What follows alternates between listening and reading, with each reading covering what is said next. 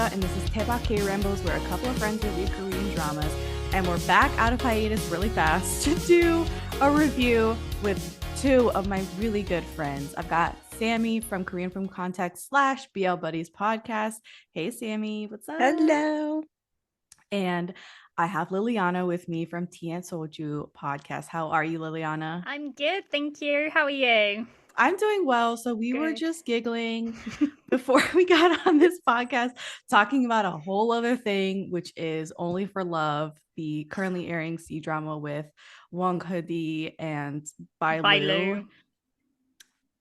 Yeah, so we'll just be I'll just switch my brains. Yeah, I'll just be switching my brain over. Switched. Yeah. We've been so we basically have to change gears here to talk about Doona. And the reason why we're doing this podcast is because Sammie really wanted to talk about Doona, and she was like, are you going to cover Doona? Have you watched it? And I was like, no, I hadn't.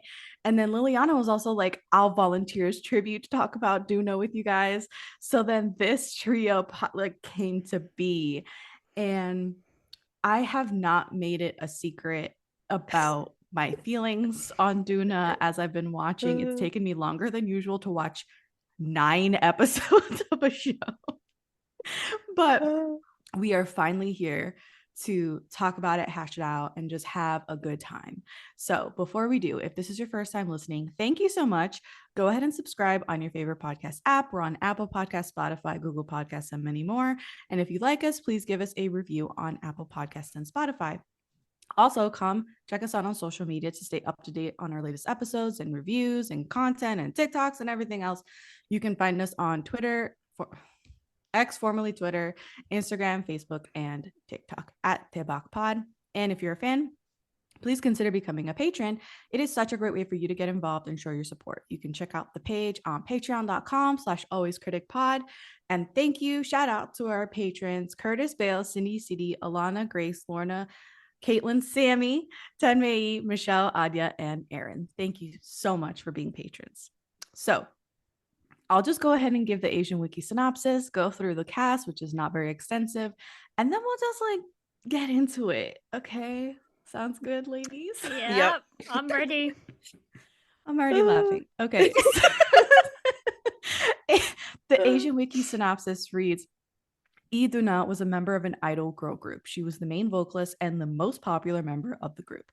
But she suddenly announced her retirement. She now stays at a shared house located near a university and rarely goes out. Meanwhile, Lee Won-jun is a university student. He's warm-hearted, ordinary.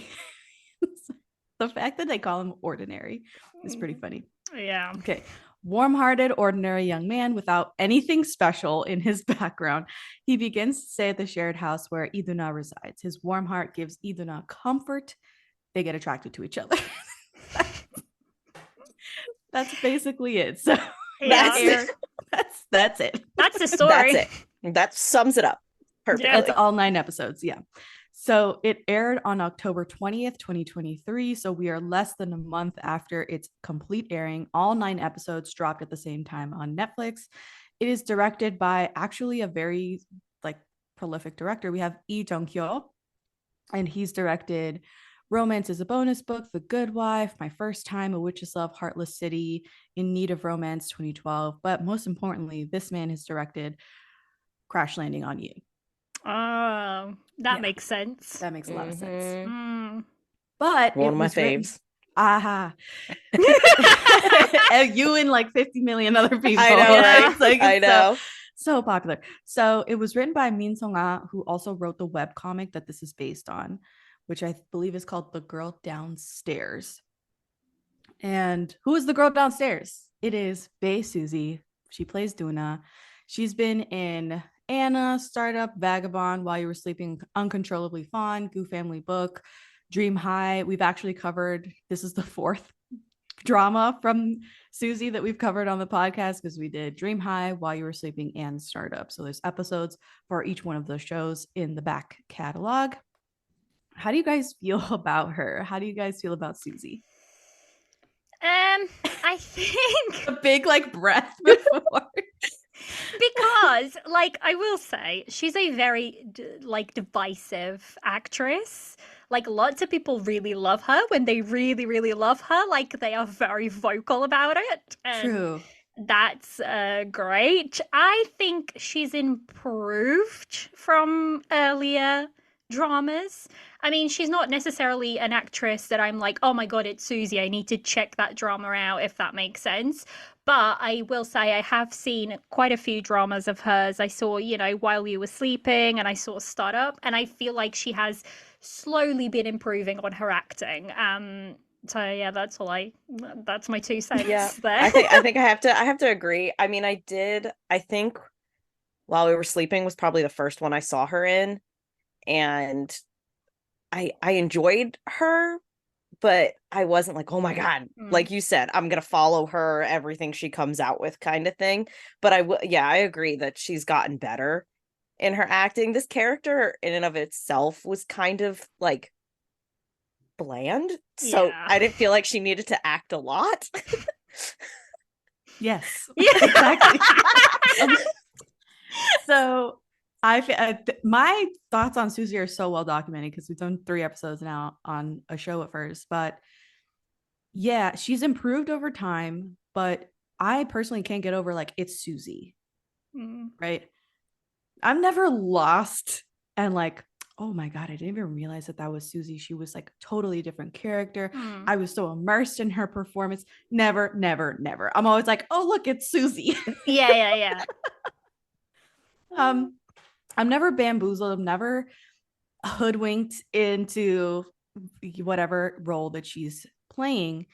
And I think her best show is Startup, to be quite honest. I had problems with While You Were Sleeping, and it was more plot than her in particular. And then Dream High, like if you go back and listen to that episode, we really ranked on her and her performance. It was just terrible. That was the first thing she was ever in. That was 2010. It's now been 13 years, and I'm still a little bit like, where's the, people improve for less. People improve project to project. And I feel like it's just marginal for her. Yeah. In this role, she's playing almost like a facsimile of herself. Yeah. Because she used to be a K-pop idol. Yeah. So she is a former K-pop idol. She knows how to sing and dance. She was trained in JYP, which is a whole nother thing. But yeah. This feels like, I don't know if you guys saw that movie Marry Me with J-Lo. Oh, and Owen brother. McConaughey. Yeah. I think I Wilson. have. Owen Wilson. Yeah. Where J-Lo's playing an aging pop star with a very similar aesthetic to her own J-Lo career in real life, and she was dealing with a lot of the same issues that she deals with in her regular life. So it felt very on brand. And J-Lo excelled in that role because it was playing off of her own mythology. Yeah. So this show could have done the same. I think it could have been like, oh my God, like this is so revelatory and all this stuff. And wow, she really understands like the concept and it's so meta and whatever else. No, I didn't necessarily feel like that. But she plays opposite young Se-Jong, who plays Wonjun, the student that they have an attraction. And he's been in a lot of stuff like Dr. Romantic, Dual, Temperature of Love, Still 17, My Country, The New Age. How do you guys feel about this guy? Have you seen him in a lot of stuff? I think I've watched him in a couple of things. I watched him in Temperature of Love and Dr. Romantic and Still 17 as well. I think Still 17 is probably one of his best roles to date. Yeah. That is a really, really, really good drama. But then again, his leading lady leaves for no question in that one. So yeah, I don't know. Like he's okay again. I've enjoyed his role so far, but it's not like somebody that, I'm chasing after every for every drama that he does. Right. This was actually my first time watching a drama with him in it. Okay. And I really enjoyed him. I thought I like how they kind of described him as plain and I don't know, I guess I kind of liked that aspect about him because I think it made it slightly more believable. It wasn't this like stunning man, you know, just all of a sudden being a college kid. It was just an average guy. He was very handsome average guy, but just an average guy. So I did like him, and I thought he definitely acted a lot better than Suzy did. I connected more to him. I felt his feelings more than hers. So yeah, I think that I did like him, and I probably would go back because I do know that Temperature of Love. I've seen like bits and pieces of it, and it looked really good. It is so good. I might like I really go like back. it. Yeah, so I might That's a go really good back show. and watch some of his stuff. Yeah, I also watched My Country, The New Age. I didn't finish it because, and you should watch it. Oh my God, Sam, because it has Woo Do-hwan in it. Yes. Oh wait, is he the opposite lead? Yes, it's oh like my! duo. I didn't even. Okay, I do know him. Then I've Yes. seen It's on- bits and pieces. Then I do know him. I It's didn't on even realize that Netflix. was him. Yes. Oh wow. It's like the Okay. long-haired wuxia type hero. So Yeah. definitely give that a shot. It was just kind of like super heavy, and it was, I don't know, like I just wasn't feeling it. So maybe I should go back and watch it because I dropped it like at episode like 8 or something, and it was a 20 episode show with like hour-long episodes. 20 It felt episode like a shows really are big killing epic. me now, man. Girl, tell me about it. So that being said, minus the Chinese dramas that go for 50 plus. Oh, you know, yeah, like no. we can't. I was about to say in K-drama realm. Yeah, I think also it's because when it comes to K-dramas, it's so rare for it to be an hour or less. It's like an hour 10. Some of them are pushing an hour 20, an hour and a half, and I'm just like, I can't do this. Yeah. Like, I need it to be at maximum. Do an hour. I can do it. You know, I can deal with that. An hour is okay. Even though like my sweet spot for an episode is like 40 to 45 minutes, but I know K-dramas don't do that. So an hour, but no, they just love pushing it to like an hour 10, an hour 20, or you know, do a hospital playlist and do like almost 2 hours per episode. And I'm like, I can't a movie. This. Calm down. It's insane. So yeah. I dropped a Spaniard show one time, and it was such a good show, but each episode was almost 2 hours long, and I was like, I can't sit here for 2 hours and watch one episode. Yeah, that's wild. My partner watched, for some reason, got hooked on this like Turkish show, and it's like 52 episodes. Those are insane. 2.5 hours each. 2.5 hours each, 50 plus episodes, and he watched the whole thing. And I'm like, I don't understand. That is commitment. Yeah. I've only watched one Turkish. This is such a side tangent, but I've only watched one Turkish show, and I couldn't finish it because it was so long. The episodes were so long. But I still remember the leading lady, her character's name was Faride. Does that ring any bells for anybody? I can't remember what it's called for the life of me. Anyway, if you're listening and you know what Turkish drama I'm talking about, please like hit me up and be like, you watch this, because I couldn't finish it. It was wonderful, but I couldn't finish it. Okay, so anyway, what did you guys think about Doona? And I don't know who wants to go first. I will go last. Everyone, I think, shall I go first? Because I think I'm gonna be like the middle ground here. Because I reckon Sam loves this show. Jess doesn't necessarily like this show.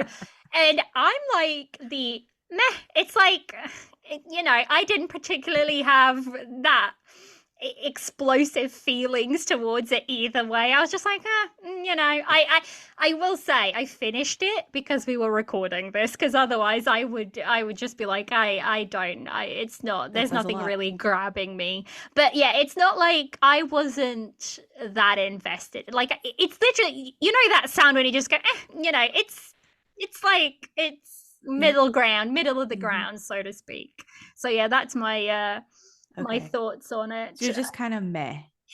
Like I don't know why I will get into it in the spoilers, because I feel like I'll probably spoil some things if I explain why that's my reaction. So without like spoilering anything, I think like, also I did binge this yesterday. Like I watched it all in one sitting. Dang. I Wow. was very deliberate with my I didn't fast forward, but I did put it on like a 1.75 speed at one point. I was just like, this is fine. They speak very slowly, so I can keep up with it. Like if I can keep up with Chinese dramas when they're going 10 miles an hour speaking, I can deal with this one. Which was like I feel like they deliberately spoke slowly like throughout the drama. So I was like, I can speed it up. It's fine. So yeah, that's how I binged this whole thing yesterday. In one sitting. I don't know if it would have affected me if I had watched it like an episode a day or something like that. If my feelings would have been slightly different. But yeah, that was my 2 cents on it. Like, I didn't think it was the worst thing I've ever watched, but it's by no means the best thing I've ever watched either. It's like very middle of the ground. More towards the lower end rather than the higher end. Lower end. Yeah, the lower end rather than the higher end. So yeah. All right, Sammie, talk to me. Well, okay. It's okay. Where do I begin? Because I really did enjoy it, but I understand why people don't. And I can almost agree on some points, like actually a lot of points. Like I agree with her. It wasn't this riveting, like, amazing drama, but for some reason I feel like something about it just like hit me. I don't know what it is, because like I completely understand why people didn't like it, but for me, it just like I'm not gonna spoil because I don't want to spoil, like she said. We'll wait for that. There was points where I was very angry, and there was points where I was like, I hate this show.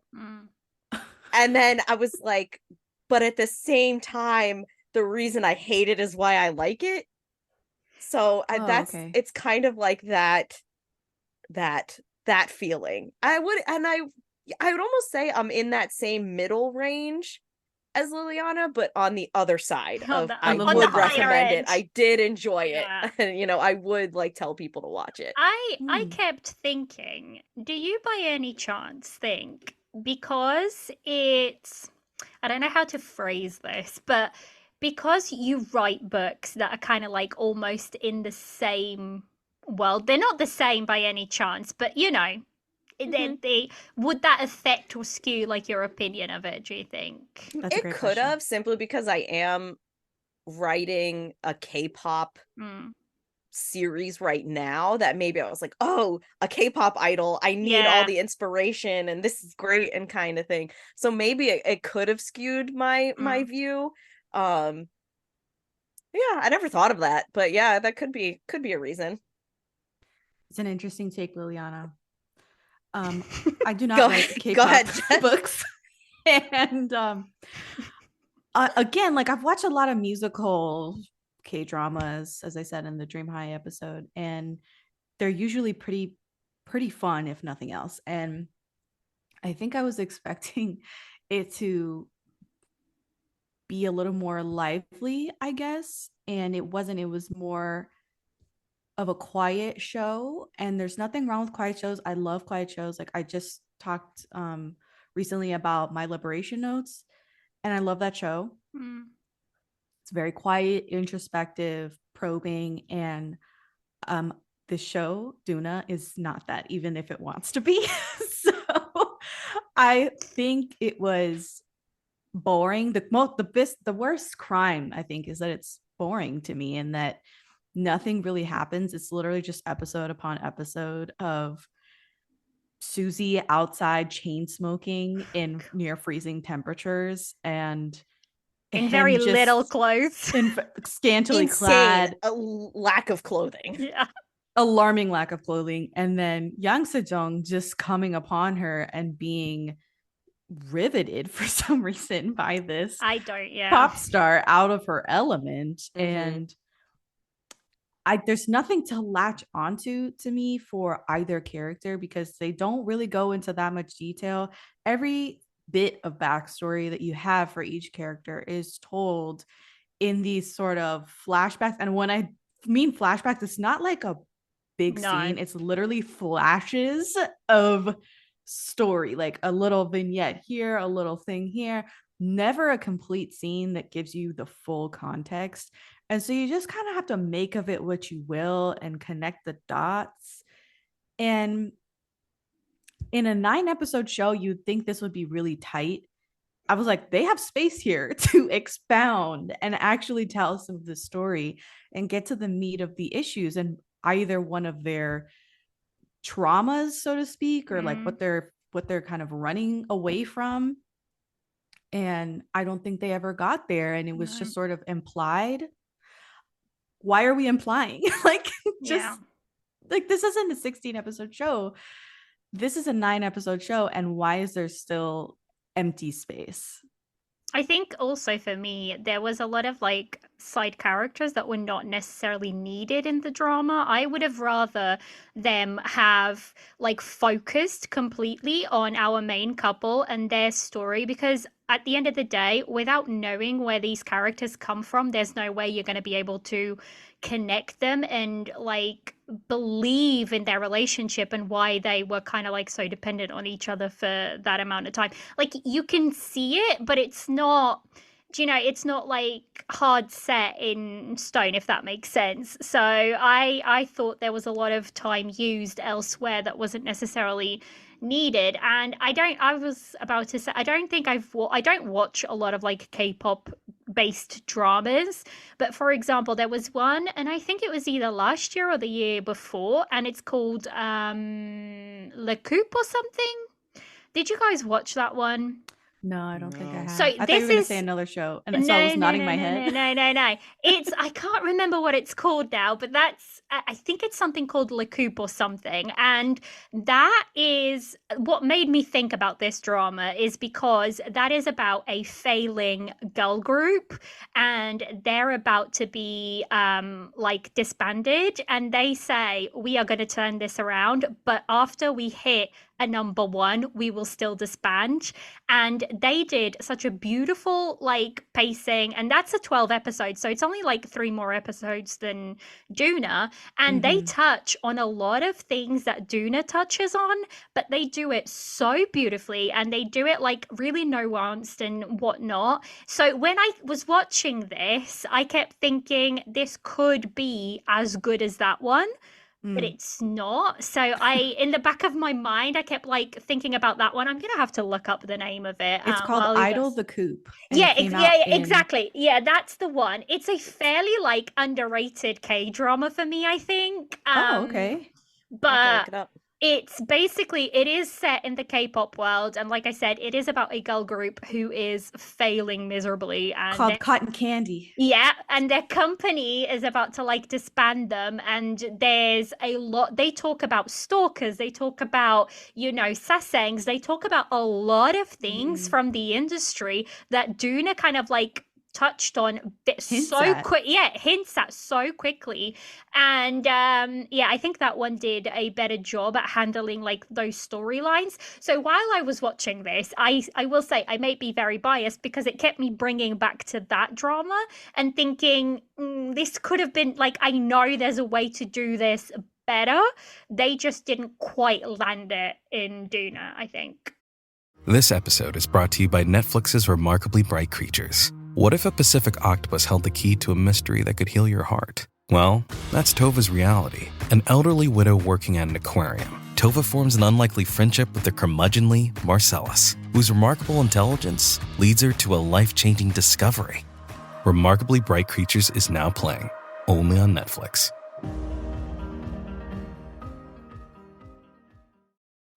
I agree. I think, you know, I also agree with the whole, there was characters that I don't think were necessary. And if they were supposed to be necessary, that should have been made way more apparent in like the beginning. It was just kind of like, they just kind of kept getting thrown in randomly. And you're like, wait, why did this person just come into the plot line and then just leave the plot line? Right. And I like do get that. That's not a spoiler. Yeah, the mom comes in for 2 seconds. Yeah. I even had that as a note that I said, I was like, why is she even here? Like, you and they mentioned bring in her. such a big name too, Kim Sung-young. Exactly. Kim Sung-young You is could have like- mentioned her, left it at she was a shitty parent, right, and then just never brought it, like, never, you know, expounded on that. But you brought her in to just already reaffirm that, when that space, like you said, could have been filled with something else, like their relationship, figuring out whatever. Yeah, I think that this relationship, this couple, they just like the idea of each other. Yeah. And they never really got to know each other ever. They are a little Yeah. bit toxic in my mind, because they are very, very reliant on each other. She needs him to heal herself, if that makes sense. And he kind of needs her a little bit as well. And then you see the reversal towards the end, where she's like, you know, I don't quite need you anymore, but I want you. And it's like, well, that should have been the case kind of like all along, because if you're reliant on somebody else for that happiness, and that relationship is like doomed to fail in a sense. Like, I understand. I also think like one of the themes, and this is like my takeaway from, you know, the drama as a whole, I think one of the themes that they were trying to work on was like timing, and how timing is so key in like relationships in general. Like when they first meet, she kind of needs him. It's like, you know, that's their timing to, you know, because she needs him. But later on, she doesn't anymore. Like, that relationship just doesn't sit well anymore in the time in their lives that they are at that point. But yeah, I don't know. I feel like this was slow and fast all at the same time. The pacing was off, especially the last 3 episodes. I was this is ridiculous. I don't expect this out of a K-drama. You know, K-dramas are known for being good, like, to me at least. Like, when I think of a K-drama, I think of really good storytelling in general. And by norm, not all the time, but by norm, they tend to have like, you know, good pacing and storyline and whatnot. And this just felt like a little bit all over the place, a little bit, I don't know, a little bit.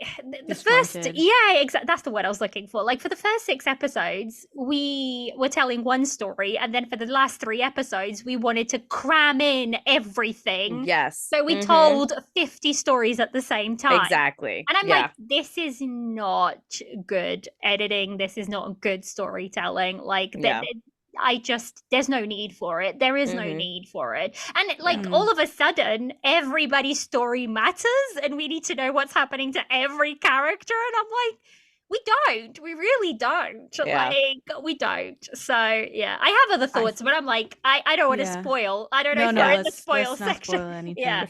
I think that the pacing issues really stem from the writing, and it's written by the webcomic Min Song-a. And unfortunately, you see this all the time in like the West too, is if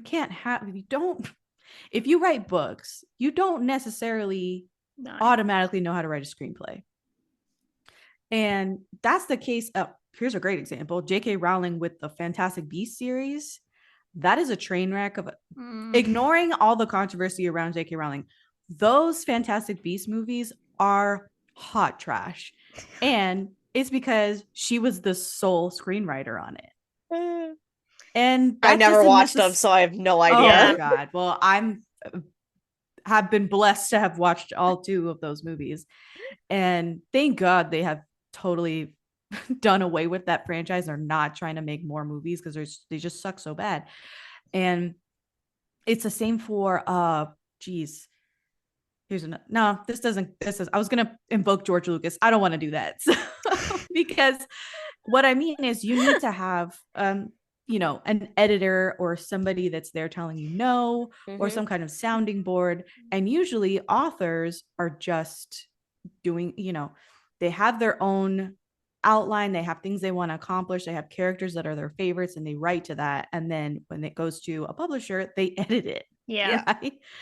But for screenplays, there's no screenplay, like there's no hierarchy in a screenplay, right? It's however it is, like it's all loosey-goosey. They might bring in someone later to jazz it up and make some changes, and it go through multiple hands.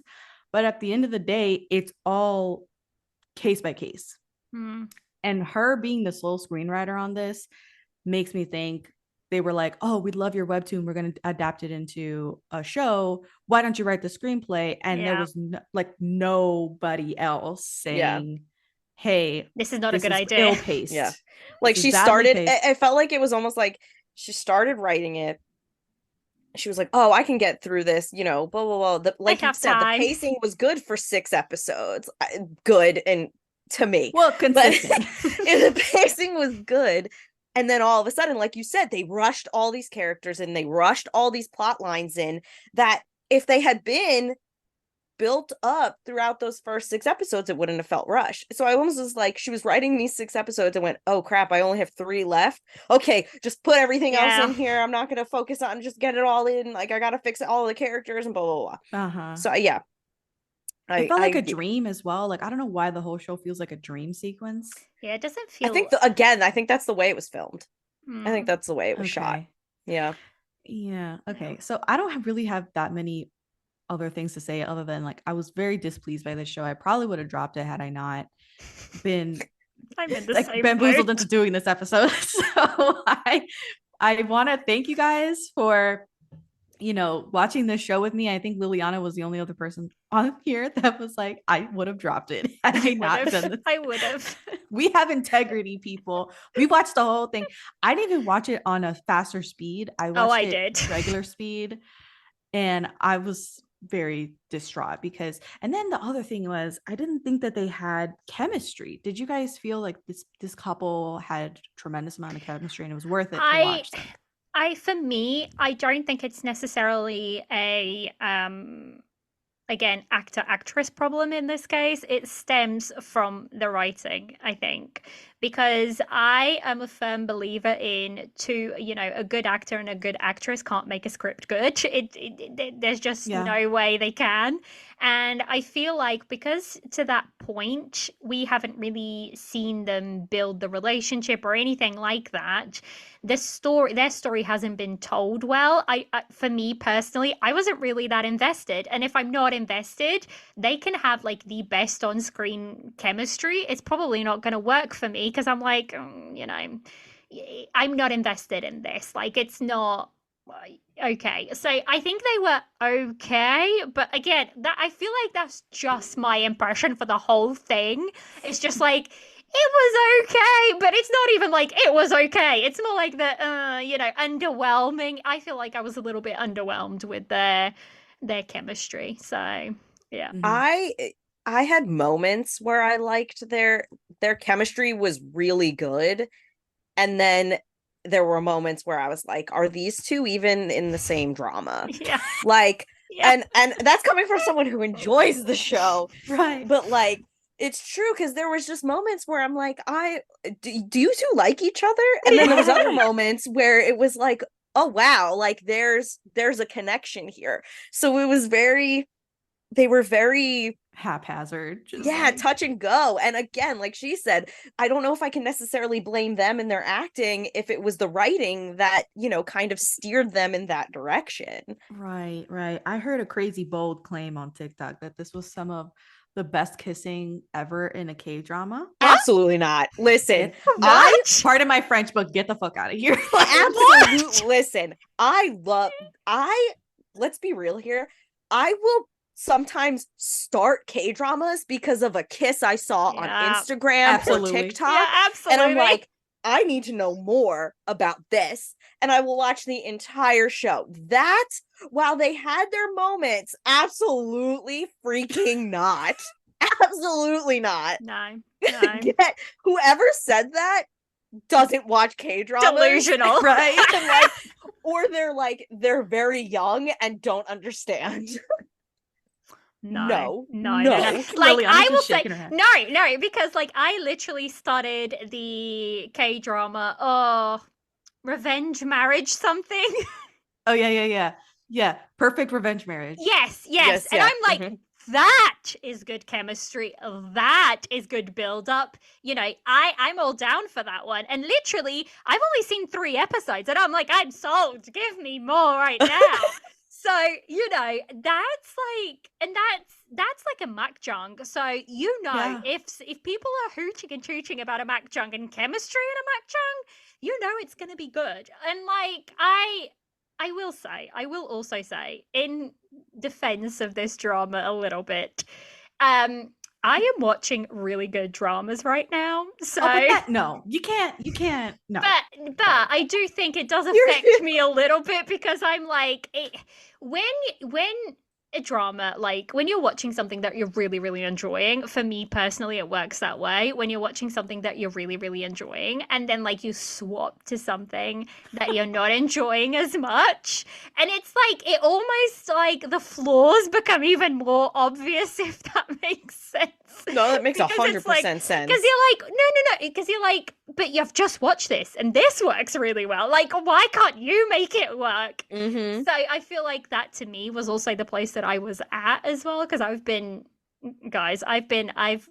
left the house Friday morning, and then I've not left the house for 3 days because I've just been in my house watching dramas. It's been a great weekend. So I was like, this is getting, ridiculous. So I feel like I was even getting more frustrated for the fact that I was like, I could be watching anything else right now and living It's a time waster life, and this is what I'm watching. So this is wasting my time, is what you're saying. Yeah. It was. Okay, so Sammie, if you can just briefly, pinpoint exactly what you loved about the show.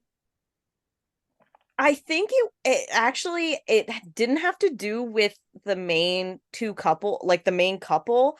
It actually had to do with the one friend, Jinju. The girl, I don't want to spoil it. Okay, yeah. The second lead, essentially. Yeah.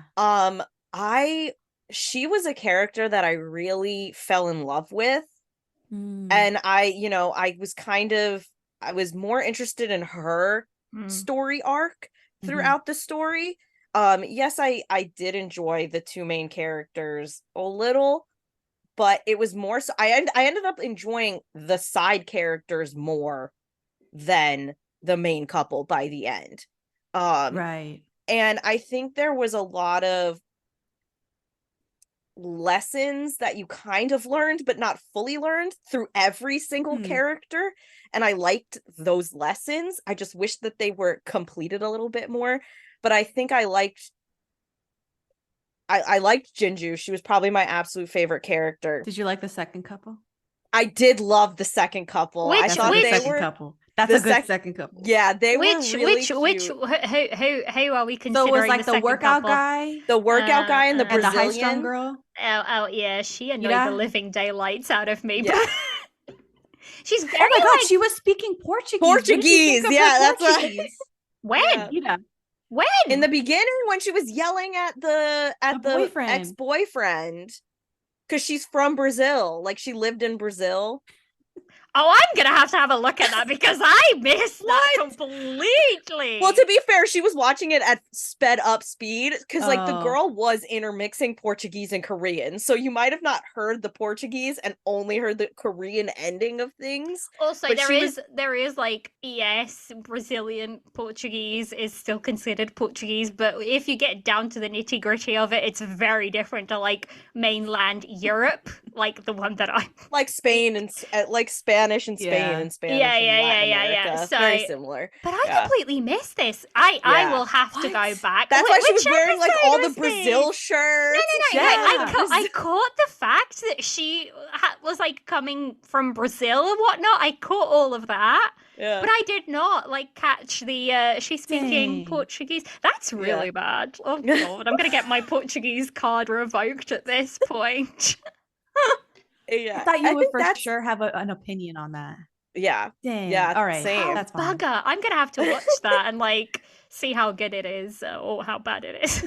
Yeah. At first I didn't understand like why they were bringing her in, but I kind of liked her being brought in at this. I liked all those secondary characters. I just wish that they had brought them in a more timely fashion. Like they introduced the two guy roommates right off the bat because he gets to the thing and whatnot, but then you don't really see or hear them for like 4 more episodes, and then they all of a sudden come back in. Right. But I wanted to like grow with them and that whole house share thing. Well, that was something else I that I saw online, was that people were like, oh, I really like the female relationships in this show. What, all 5 minutes of it that you got? Yeah. And I was like, what? I liked it. I wish there was more of it, but yeah, I can't say that I think I liked the characters individually, especially, like I said, especially Jinju. But yeah, I think that's why I liked the show. I liked there was things that I felt could have impacted more, but they did make an impact on me at least. Gotcha. Well, I think we have come to the end of our rope here in the non-spoiler section. So I'm going to break for spoilers if you guys are okay with that. But before we do, I'm good. What would you rate this show out of 5 Soju bottles? Why do I keep laughing? Because they're like, it was because you hate it. I like it. Okay. And Liliana's mid about it. Okay. So since I'm mid about it, I will go 3. Like, okay. I really wish I would go more 2.5, but okay, 2.5. 2.5. Sammie. I'd say like 4.2. 4.2? 4.2. All right. Soju bottles. That's really high. Look at Jess. I was like 4.2. Should I go 3.9? Sure? Should I go 3.9? 3.9. Okay, 3.9. 3.9. Okay. All right. Soju bottles.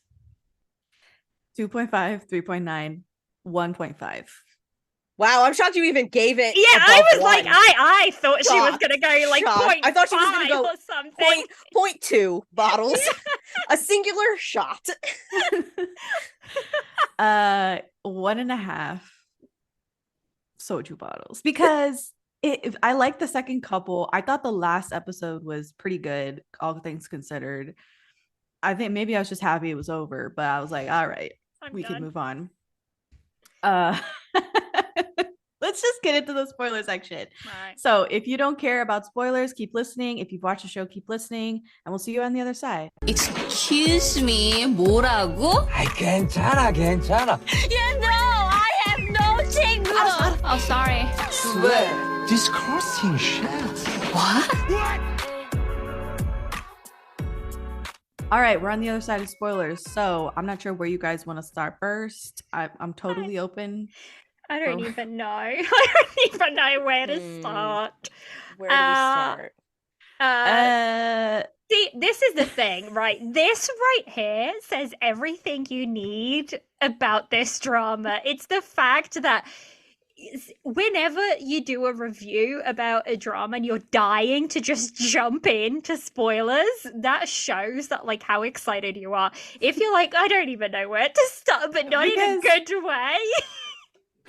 So see, I know where I want to start, but that seems ridiculous. You go for it. Just go. Like, it doesn't matter. Yeah. I wanted to start at the end.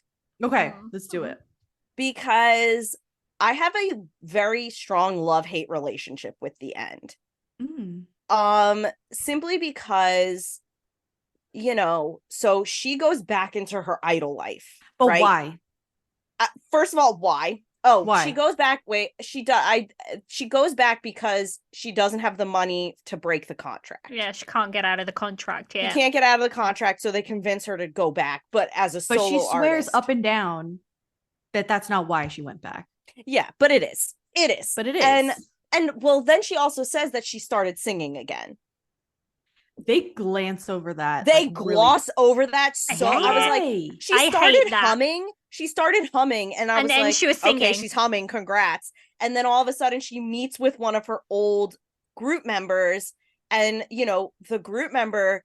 I liked these other characters because the group member goes, I know why you could, like, I believe you that you couldn't sing because I feel that way too. And like, I wish they expanded on that, you know, the stress of being an idol, like causing this like panic and you know, these kinds of things that just like could destroy their career simply because the group dynamics, the animosity that they seem to have towards each other. And then, you know, that and then that manager who's an absolute piece of shit. garbage Sorry. to her. And I to, thought there you was know, something sexual going on between them, and I would have Well, there preferred that. definitely I still have is. questions There about that. definitely is, because he kind of like almost, I'm gonna say it, he almost grooms her in a way. Like, He does. 100%. he almost grooms her 100%. because he approaches her when she's very, very young. And I will say, this kind of speaks to something in K-pop in general that's happening in Korea right now. It's the fact that they are having literal kids debut and singing these over-sexualized songs, and it's ridiculous. I think there should be a set like age for you to be able to debut, but this is very much shown in here. She did not have a great childhood. Her childhood was garbage, and he took complete advantage of that by approaching her and offering her this whole new life and saying, I can give you this, I can make everything better. And she then specifically asked, would we be a family? and because that's what she's searching for. And he was like, yeah, kind because of. that's what she wants. That's what she's been missing. And then like he abuses that. He really abuses that. And then he is playing on her feelings. He knows she has fallen for him, but it's not like the type of love where she's in love with him. She just like is so desperate to have a family and everything that like this guy that she sees as her savior is like everything to her. Like he is so toxic to her. And I hate the fact that the drama kind of like made her go back into that world. But the problem with that being is, it's not that it made her go back into that world, it's that it made her go back into that world and she was like, I'm happy now. And I'm like, but what has really changed? You haven't showed me what has changed for you to be able to be happy. Like, you can't have the male lead come in, all of a sudden he's fixed her, and then like, bye-bye, I want nothing else to do with you. And now like I have my life, and it's exactly the same life you had previously, and yet now you can sing, and yet now you can do all of these things and you are happy. Like it makes no sense to me. I agree. I didn't understand why here's the thing, she could have gone back to the art because she can sing, she's got it back again because he helped her, overcome those issues she had, but not with that manager. The man who literally caused her to be what she was, to do what she did, to, all of these issues. And then like when she walks out of the hospital after she like sprained her ankle or whatnot, and he literally just continuously gaslights her, saying it's all her fault that they're in this predicament. It's not his in any which way. And it's like, it's ridiculous. Excuse me, sir? Yeah. For her to go back to him pissed me off, because she could have easily, and then he said he wiped his hands of her, but then he all of a sudden is her manager again. And, in that same thing, there's a lot of things again. They were trying to tell us like 2 + 2 = 8. And I'm like, what are you talking about? And so like that, so she goes back to being an idol, which, I always kind of saw that was going to happen. I was hoping, like you said, it wasn't with this same toxic thing that like is around her. Yeah, the machine. But what pissed me off was really the end where, she sneaks out to go and see him. Yeah. And he basically says he's like, they're done. They're broken up and whatever. And so then she goes back to see him again. And same night. She like, she has this argument where they throw back threw back words that he had said to her previously, like, tell me you're sorry, tell me you love me, that kind of thing. So here I am thinking that they've made up, they're going to work on this relationship, because she even said that after her contract, they can wait a year and then the world will be less angry about her dating somebody. So I was seeing all these things as hopeful lines of they were going to have a happily ever after, even with this world. And then to see them not have that pissed me off because yes, you know me. Yeah. You know me. Yeah. I write romance. I watch romance. Romance ends with a happily ever after. So here I am watching this, expecting that, and not freaking getting it. And Okay. if I could have accepted it was not going to be a happily ever after if you didn't put romance in the title or in the little categories. So I found the ending completely open-ended. I didn't think it was a hard stop on their relationship.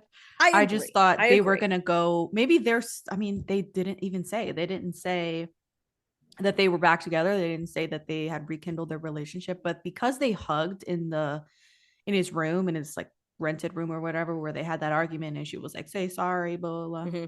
I was like, okay, they've reconciled. So that's a good place to maybe rekindle their relationship. And even though they were in the same place at the same time, they didn't see each other or they passed by each other or whatever, and it seemed kind of negative, I saw it as, oh, they could definitely still get back together. This is just one day in their lives post reconciliation. And I thought it was more of like a positive ending. I get it, because it was, I agree, it was open-ended, but I need the ending. I need it. I want it. For me personally, it kind of like just shows that they're both going their separate ways for a little bit, because they need to learn who they are as people and to grow apart from each other independently, because they were too what's the word I'm looking for? Codependent on each other, and they need to like walk away from that, because that sort of relationship doesn't necessarily, I personally don't think it would work. So I feel like they need that space and that time to, and what I saw it as the ending was that kind of like reconciliation of them, you know. First of all, I don't understand why she needed him to say sorry and why she needed him to say, you know, he regretted it, because tell it. Because no, like it was on her part. She kind of like started to walk away. She ghosted him. So I don't understand. He tried. That really peeved me off like nobody's business, because there is no need for that. She's in the wrong, not him. Like, he tried. Like, he understood that this was something she had to do, and he was being supportive of her. He was like, I miss you, texting her. Nothing. And like, they could have gone around that by being like, she didn't have her phone on her. Like, her management she said she didn't have her phone. But it's like, management did take her phone. But it's he took her phone when they moved into that house. That's great, right? Fine. She had no phone. But why the heck does he have to apologize then? Like, I don't understand it. That whole scene is just like, you know, ridiculous to me. But what I saw it as was them putting their past to rest. That's it. That's like, you know, done. And them moving forward, growing up independently. And then I feel like the door is left open for them to be able to rekindle. Now, do I believe that a relationship between them would work? I don't think I do, but that's another case of whether, you know, their story just wasn't told well enough to me. I am not a person who needs like the happily ever after. I don't. Same. If the story doesn't necessarily warrant it, I didn't think they would end up together right from the beginning. I didn't think the story would be happy by the end. I really didn't, because it didn't seem like that type of vibe and that type of drama to me. So I wasn't like that disappointed or even that, you know, shocked that they went in that direction. Same. I was like, I kind of saw this coming. Like, it feels like this is where they're gonna come from. So but yeah, that scene just really annoyed me, because I was like, I don't understand why he's the one apologizing, and she needs to work on herself a lot more. Like, she is broken and she is like messed up, and she kind of like needs, and also it's like, if she's gone back into that world, what's there to say for her to not fall into that, you know, space again? And it's like, why does he have to keep picking up the pieces? It's like, it's not fair on his character when he's like trying to move on and to make something out of his life. So yeah, do you know what? Hot take. I really, really wanted him to get back together with the, is it Jinju? Jinju? Yeah. You wanted him with Jinju? Yeah, I feel like they could have worked out. I feel like after, because like, I feel like Girly. I can see that. Like, I feel like she had the most growth as a character. 100%. It's ridiculous that a side That's why character. she's my favorite. Yeah, it's ridiculous to me that a side character grew so much and beautifully. Like, I loved her storyline. She went from this very sheltered, all encompassing, and she took herself out of that situation. It's like she didn't need a man, she didn't need anybody. She kind of like took herself out of that situation. And yes, she was in a really bad place for a while. But once she's like, I love the fact that she's like, I like you. And he says, I don't like you back. We've missed that train. And she's like, fine, but we can't be friends right now. I need to heal from this. So she walks away. She takes herself first. She walks away. And when she comes back, she has healed and she's become like this very like different person. She grew up. That's what I feel like she did. She grew up. And the other characters, like especially our main couple, certainly did not. Yeah. And that's probably what I'm seeing, especially our female lead. I feel like she's very stuck in that I don't know, child state. Not child, but like the stage where the manager kind of picked her up, if that makes sense. So yeah, I almost wish they gave that character arc to Doona. Because that, not necessarily, because in a way it almost kind of is very similar, where they had these not great father figures. Yeah. And like you said, Jinju removed herself from that.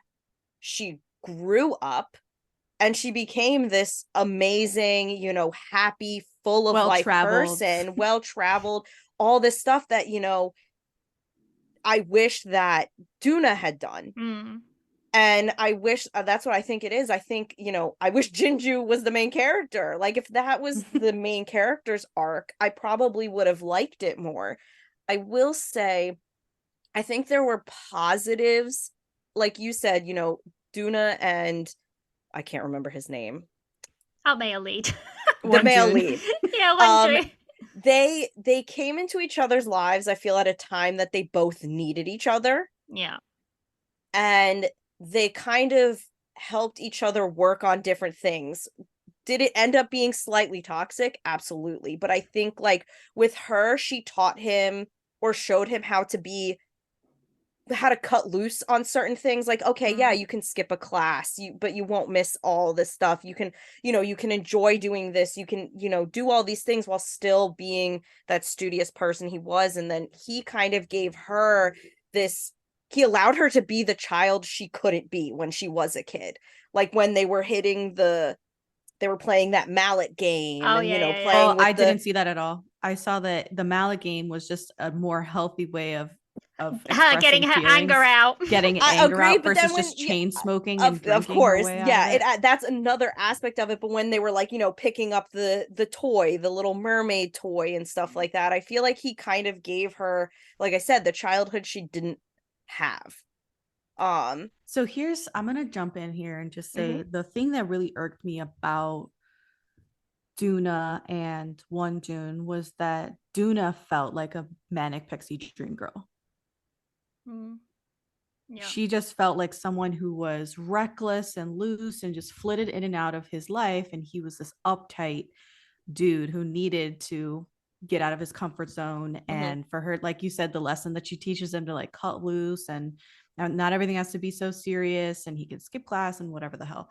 And that seemed like the more damaging thing to the show was that Doona they did not spend that much time dissecting what the hell her trauma was. You just kind of had to like be like, oh yeah, she's just a K-pop idol and she's just traumatized by the entire experience.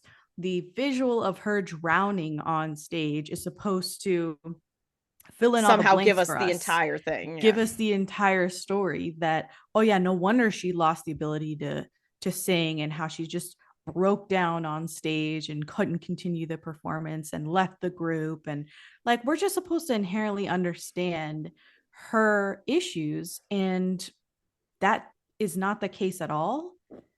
We can infer as much as we can based on like what we know about the industry and how toxic and sort of predatory it is and how the manager treats her when he comes back into her life. But honestly, I'm missing a lot of connective tissue here. And it makes her seem like she is this manic pixie dream girl who's just there to help the male lead along in his life and his journey. And not help herself.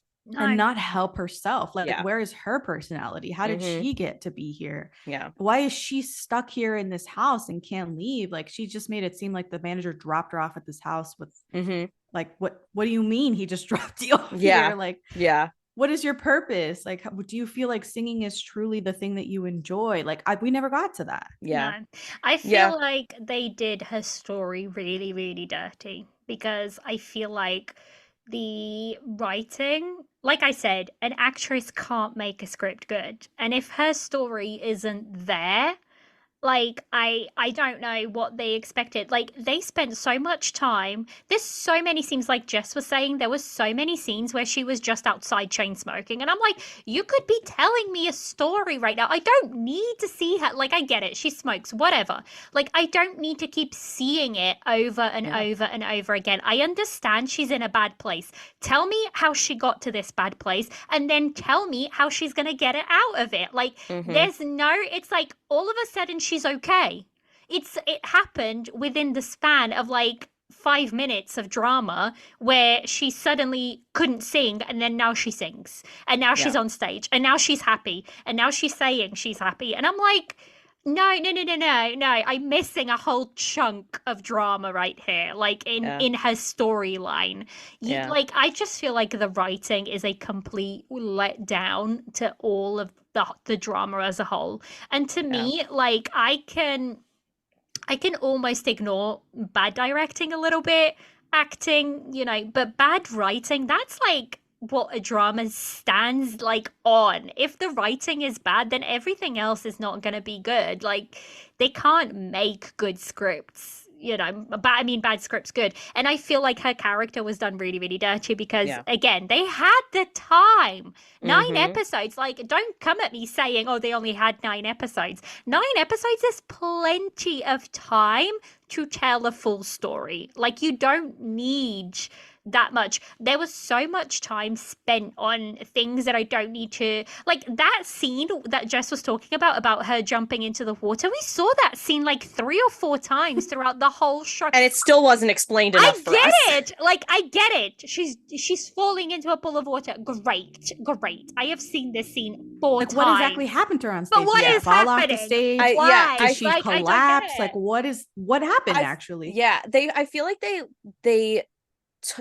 they would bring up things about her trauma, but then like you said, not really dive into them to the point where we could understand her. Like, when she got locked in the bathroom, she starts freaking out. Okay, why is she freaking out? Exactly. Why does she not like this? When the lights go out, she starts panicking. Why does she start panicking?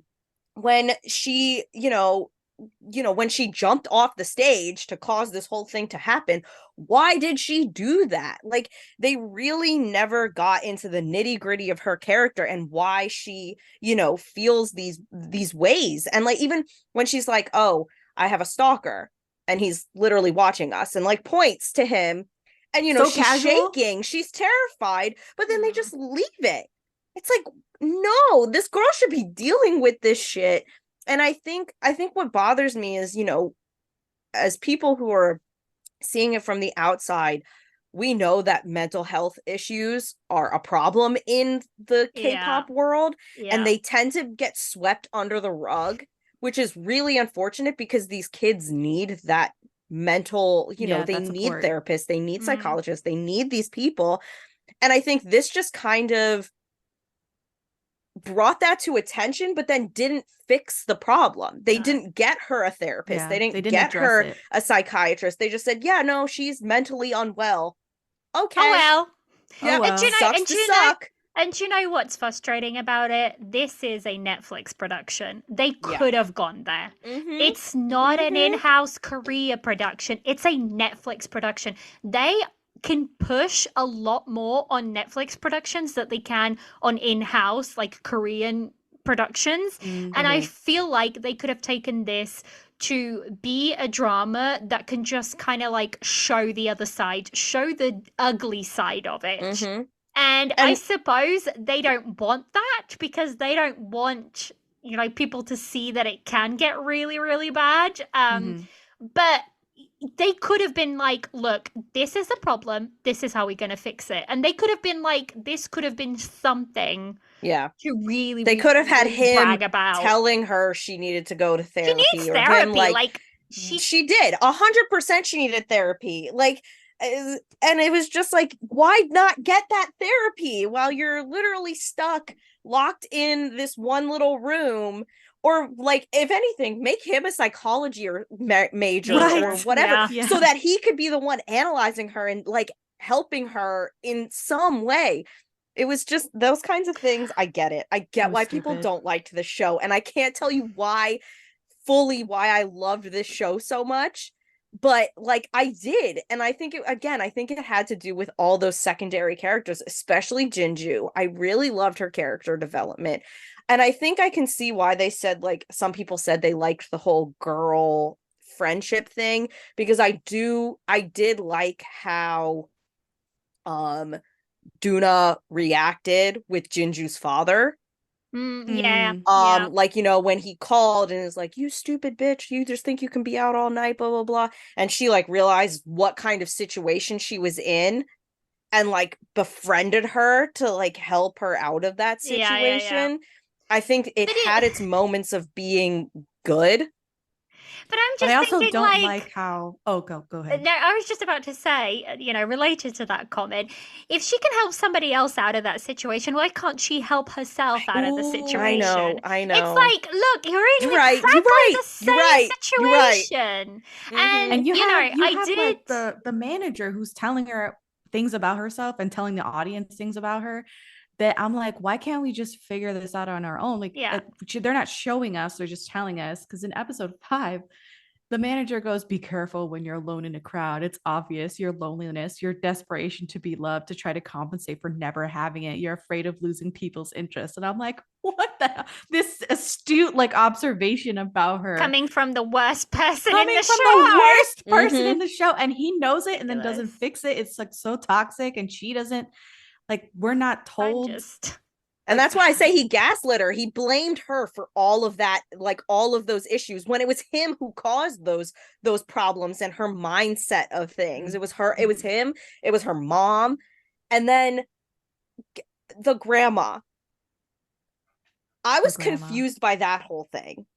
The grandma. So that house that she was in, that she takes Wonju to. Yeah. It's her grandma's house. Right. Because that's where she was staying when her mom left her. Holiday presents, in the red corner, the undisputed, undefeated Weed Whacker Guy.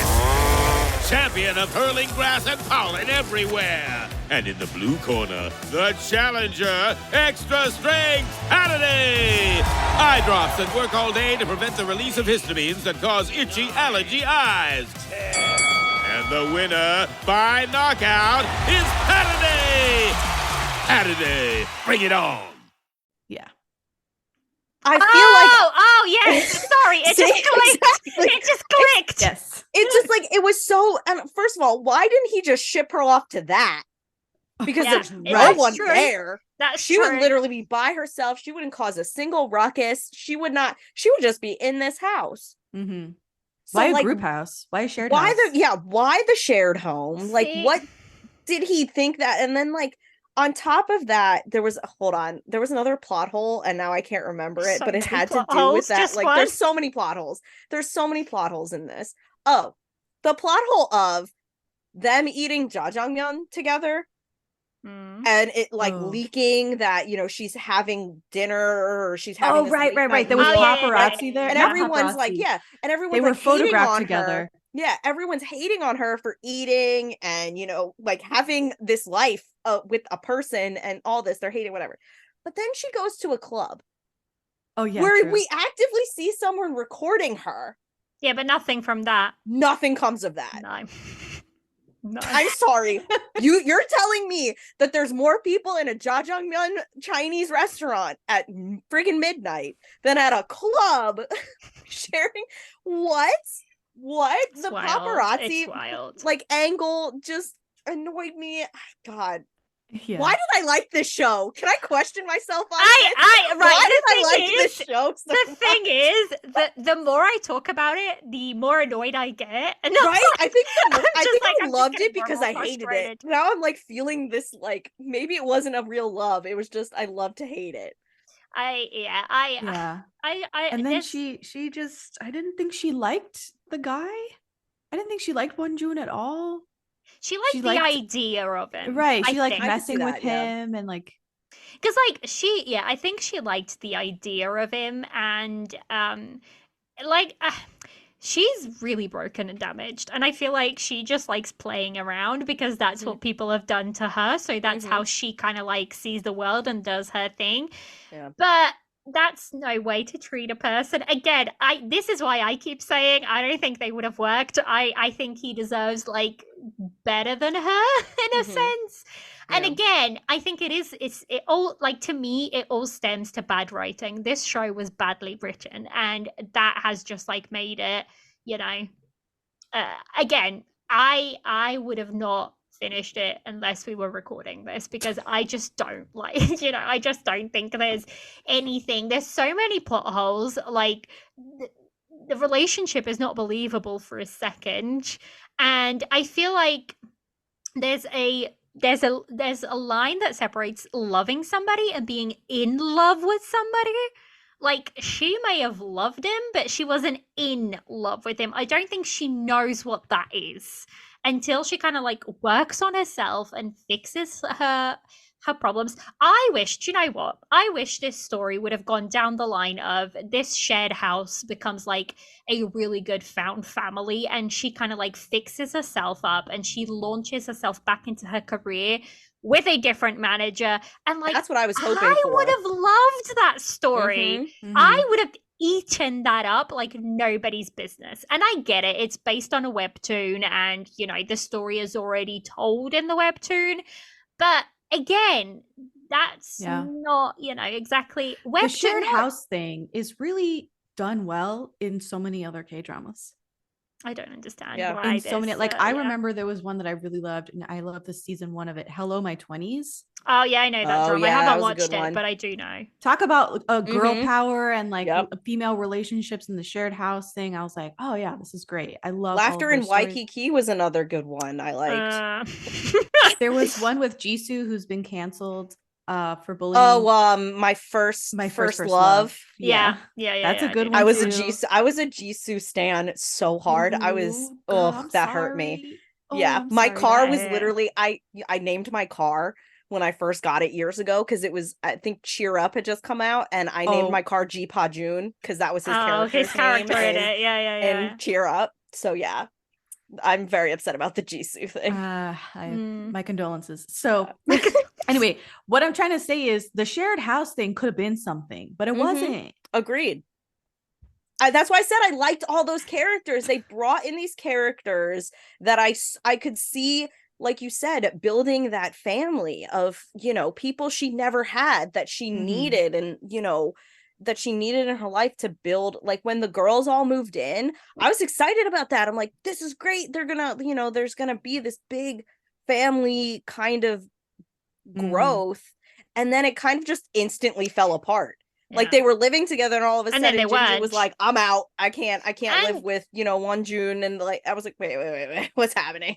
There was that scene with Doona and Jinju where she goes to her house because she can't get a hold of and like, see, that's what we, but even then she has like this shoulder to cry on, and she could have opened up, and she chooses not to. She chooses not to, and I get it. It would have been awkward at that stage because she's crying over the guy that Ildri's kind of like trying to get over. But I really appreciated her character even more, not Doona, the Ildri, because she was like, I know why you're upset, but I'm going to focus on the fact that you need a friend right now rather than the fact of the why you're upset. And she still offered that support. And I feel like, again, the drama is like much ado about nothing. It's kind of like it's everything and it's nothing at the same time. Yes. And that's like my description of it. It's kind of like, you know, everything and nothing at the same time. And it could have been, it feels like they were trying to tell 3,000 stories in 9 episodes, and they wasted 6 episodes of not doing pretty much nothing, and then 3 episodes of we're going to do everything. So, you know, I am very much and I feel like that's something that's been happening lately, where K-dramas try to be a few different genres in one K-drama, and it doesn't necessarily work. No. And this one, I feel like it's that. It was trying to be a romance drama and a melodrama and, you know, a bunch of genres in And one a comedy. thing. Yeah, exactly. And it's like, pick one and be really good at that one. That's going to give you an even better chance at it, you know, at being successful, rather than picking 3, 4, 5 and being subpar at all of them. So that's like,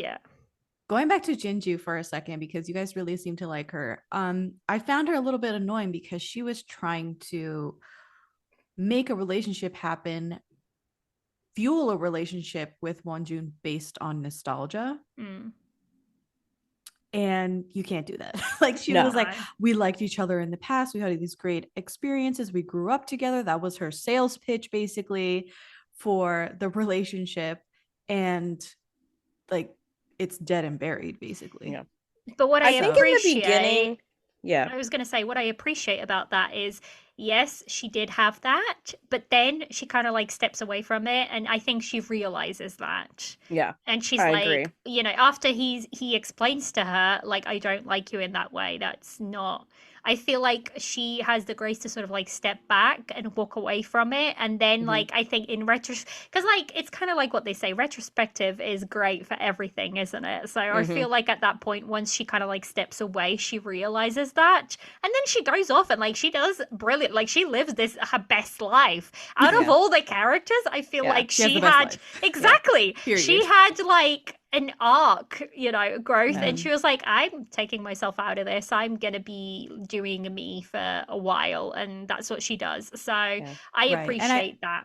I like that she had that whole thing where she was presenting a false facade. She was this rich girl with a really good life, and she had a great family, when in reality her dad was this insane machismo. Oh my god, so bad. Was abusing them.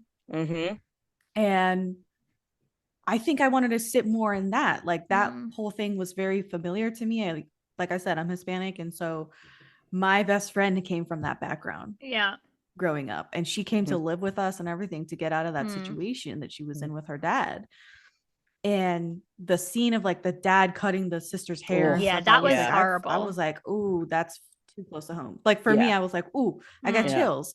And that's just like, again, a little vignette that they're throwing at us, a little flashback vignette versus a really deep connection that we're granted for Jinju, that character. And I think it's a problem, right? Like, they gave her such an interesting story, and she gets such a great arc, and like, you barely see her in the show. I think that's one of the major problems for me about this drama, and it just doesn't apply to her. It applies to every single storyline. It's the fact that they try to tackle really big issues, whether that be an abusive father, an abusive manager, whether that be the background you come from, and then they gloss over them. It feels disrespectful to people who, you know, are in those types of situations. It just feels, it doesn't sit well with, personally, it doesn't sit well with me, the way they just kind of like gloss over, you know, really big traumatic events. And it's like, okay, you know, that's it, we've shown you this, let's move on.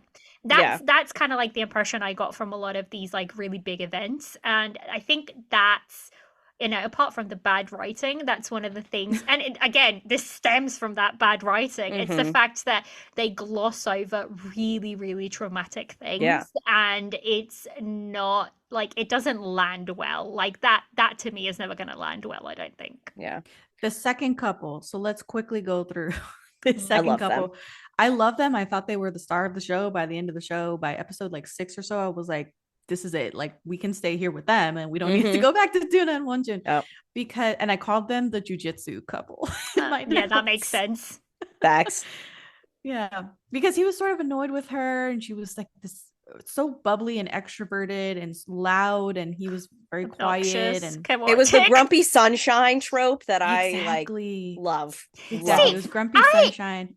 I tend to love that trope, but for some reason it just didn't land for me. I don't know if by that point I was just so annoyed with again, I binged the whole thing. So I don't know if by that point I was just so annoyed with the show that I was like, this character is very loud, very chaotic, very I can't. I didn't like her until they started pairing her up with him. Agreed. Yeah, 100% agreed. She was very obnoxious. She was very rude. Yeah. Like, and I'm like, are you just saying all foreigners are obnoxious and rude? Because I feel like every time they throw, you know, somebody not Korean or pretending not to be Korean into these things, they tend to be these like very kind of negative stereotypes. Yeah. Wait, was she not meant to be Korean? No, she was Korean, but she moved to Brazil. Okay. So no, like I got that. Okay, yeah, okay. So she was like, I think when she gets kicked out of the school, like she gets kicked out of the dorm, she says it's because I'm a foreigner. Yeah, okay. Blah, blah. So yeah, she was very. They don't even consider her Korean. Yeah, yeah, and so she's like very, you know, loud and I'm very loud. Like I can't argue that. That's some of us over here. I will say that does kind of, now thinking about it, that does go with Brazilian culture and Portuguese culture in general. We tend to be very loud people. I'm Hispanic and Italian. I'm always exactly yelling. like Come we're on, man. loud. Like, we're loud by nature. People, like, a lot of the time, they'll question me. They'll be like, why are you arguing with your mum? I'm like, I'm not arguing with my mum. I'm like, I'm having a nice conversation. Like, I don't understand what you're talking about. It's because we tend to be very loud in general. I used to be called out in school constantly for how loud I was. Like, my parents, my parents would be like, my mum would be called in and she's like, she's a bit disruptive to the classroom because she's so loud. And I'm like, I'm sorry, I can't help it, because you don't even realize that's the volume you're talking out. So she was like that. They built her a little different than the other characters. I'm guessing she was pretty obnoxious because she's like not reading the room, and she's like not kind of considering other people, and that's fine up until like they get to her and Jong-un. And what I liked about them was that they showed the moment that he fell for her. And I was like, oh, this is great, because they're eating after like the jujitsu thing, and it doesn't even matter what they're talking about, but all of a sudden she starts eating and she's like, oh my God, this is so she good. does the little happy dance. The little happy dance. Doing the happy dance. Yeah.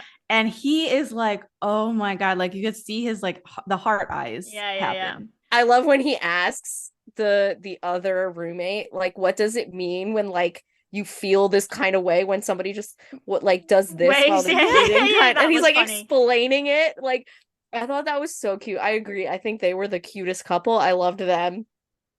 Like their couple made more sense because again, they were the grumpy sunshine, and they worked together to like make themselves, like at the end when they like kind of fast forward and they're living together, and like she comes out and she gives him a hug, and they're all like so cutesy together. And like, they are like, oh, I loved it. I absolutely loved that. I thought it was so flipping cute. They are your very straightforward romance rom-com couple, though, aren't they? So I mean, these couples tend to land in general because it's the true and tried formula of romance, I think. I did like the other housemate.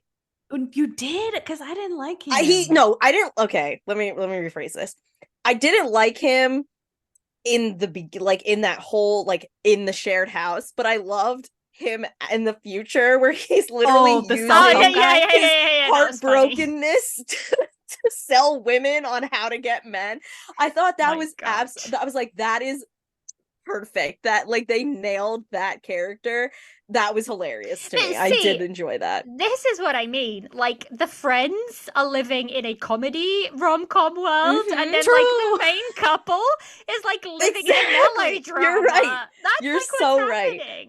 You're so right. It's like it's two different stories. It's two completely different stories. And also, I love the fact that our male lead is described as this very like ordinary, plain guy, and yet everybody's in love with him. Can we just, literally, right? Everybody's in love with him. Doona's in all love with three him. women. Yeah, all three women are in love with him at some point. So also, like, what's there to like about him? Like, let me just go for Wonjun for a second, because I'm confused about what is appealing about him other than he's hot and he's tall. Really, you don't like Ordinary? Ordinary is he was like having conversations with people, and I'm like, where's the personality? Yeah, like, you're a bit what's bland. Yeah. He's a bit, I think he's the type of character that is just like a people pleaser. So he'll just kind of like go along, I saw some people like making reference that he's kind of like a golden retriever, and I'm like, no, I don't think so. I don't think so. I felt like he was socially stunted with women. Yeah. Because when he talked to his buddy, he was all like, he was very chatty. Yeah, he could talk about anything, everything, whatever. But when it came to the women, he was very awkward, and it was maybe because he did, he liked Jinju, so he was like awkward about the fact that he had told her he liked her and she dipped on him, like completely ghosted him, kind of thing. That was her fault. That was on her too. Yeah, no, that was on her. And twice. Then I think with Doona, it was more the whole. At first, she was very standoffish to him, and he didn't know why. And he was like, "Okay, I'm just gonna who is this? Why does she hate me so much already?" Not realizing that the hoodie he was wearing that his friend gave him was her group. First of all, how do you not know that as your best friend is the biggest fanboy of this group, and he gives you a he's gift an idiot. with their logo on it? How is he in engineering or whatever the frick he's in? Yeah. But yeah, so that was with him and with her, and then the other one, he just absolutely hated her simply because she was friendly. Right. She was a lot to handle. She was a lot, but she wasn't like that as a kid. She just wanted to be his friend as a kid. Well, yeah, but some people don't want to be friends. I'm like, I guess you keep pushing and keep pushing and keep pushing. Like, if you're imposing on somebody, I mean, not I think it was I think with their relationship, it was more so the parents had started that, pushing them and so together. She had this mindset of he's my future husband and whatnot. So maybe that's why she became so pushy. But yeah, okay, so let's talk about things that don't make sense. Like the whole show. Besides the whole show. I'm referring to their sex scene, which began with, "Oh, take off my shirt." My wet shirt. I can't. Right. I was like, homegirl. First of all, it's a crop top. Second of all, it's loose fitting. Third of all, it's not like athleisure that's like spandex and stuck to your body, and that when it gets wet, okay, maybe you need a little help getting it off. I was like, how can she not take off her shirt? I was truly baffled by, "Oh, take off my shirt." Adobe Firefly is the all-in-one creative studio with AI-powered image and video editing for today's creative process. Built for creators of every kind, Firefly helps you generate, edit, and experiment fast. Because the asks aren't getting smaller, the budgets aren't getting bigger, and the timelines, oh yeah, still tight. With all the best creative AI models in one place, Firefly brings your ideas to life. Unlock a better way to make with Adobe Firefly. I will say though, their kiss scene under the bridge, that was okay. I don't know. You guys watched which one? The first one, or when they're sneaking off? It's probably the first. I don't know, the first one. I think it's by the by the one. shared house still. Yeah. Yeah, there were two under the bridge. I will say though, I don't know how well this was at normal speed, because I did not watch it at normal speed, and sometimes sped up kiss scenes work like a charm. It makes them so much better. So I don't know, but at the speed that I was watching, that kiss scene worked pretty well. I liked their kiss scenes. Their kiss scenes were great. Were they the best I've ever seen? Absolutely not. I did enjoy the reverse countertop, as I've called it, and as Netflix has called it, where he's the one being pushed up to the countertop. Yeah. I really liked that. I thought that was really I thought that was a good one. I did like both under the bridge kiss scenes, where they were sneaking off, and he pushes her into the wall, and then I think she spins him and pushes him against. I liked their kissing scenes. I did enjoy their kissing scenes. It was all right to me. Yeah, it was okay. It was, yeah, okay. I saw it wasn't the best. I did like them though. Right. I did like them. I just, yeah. I feel like I should change my rating of this after everything I've complained about. Like I can't validate my 3.9 based on Jinju, you know? Do we have anything else that we want to talk about? Because we can't sit here for another hour and just really bash on this, tear down the show. I know. No. I don't think I have anything else. You're good? Yeah, I'm good. Like, it's Sam? done. It's behind me. I don't intend on revisiting again. Yeah. I'm gonna go and go back to my Only for Love after this for some therapy. Oh, fair enough. Anything deal. else you wanted to add, Sam? About the show? No. I honestly, like after doing this, I'm kind of like enraged by the show that I'm like, why did I like this so much? There was also like the two-faced CEO of the company, the entertainment company. They were like, the manager made it a point of saying, I'm not the one that's suing you. It's the president or the CEO who's doing it. So then they finally show the CEO later when she's saying, when Doona's like, I'm going to come back and I'm going to be a soloist and all this stuff. And the CEO was super agreeable. Yeah. She was like, that was confusing. I was like, wait. If this is how it could have been, why didn't you just do that? And she wouldn't have even had to leave and all this kind of stuff. I think for me, as my last point, the thing that I'm most mad about this, it's the fact that the show had so much potential and they wasted it, because that is like a crime to waste potential. But yeah, that's all my thoughts. Can I tell you, when I first saw like even the trailer or like those 2-second teasers of this show, can I tell you I thought it was a horror show? Because the font gave me horror vibes. Yeah, the Doona font is like kind of aggressive. The Doona font is very like, oh, what is this a thriller? Is this like a psychological thriller? Like I literally thought that, and like all of these like little things that they would hint at, like her little hanging photo card. I'm like, I was waiting for blood to splatter on it. Like I literally, when I first saw the ads for this, I was 100% convinced it was a horror show. Do you know what? I wouldn't put it past a Korean drama to do that. It makes a lot of sense. You know what? It would have been way more interesting as like an idol horror. Yeah, that would have been cool. Like there's a she left the industry because there was some sort of murder or something around. That would have and she like had to stay safe from that stalker person. Oh, that would have been a good reason for like her trauma and whatnot.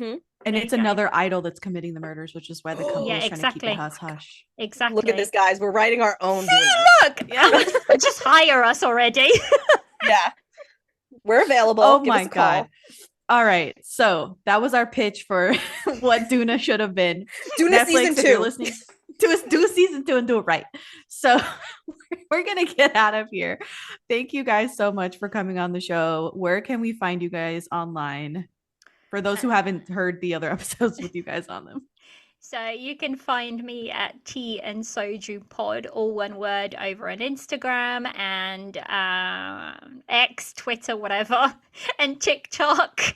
And if you would love more Chinese, I tend to focus on Chinese dramas, but reviews, and also we have Jess on every month now, so drama trio, exactly. You can search up the Tea and Soju C-Drama podcast on Spotify, Apple Podcasts, and all of those places.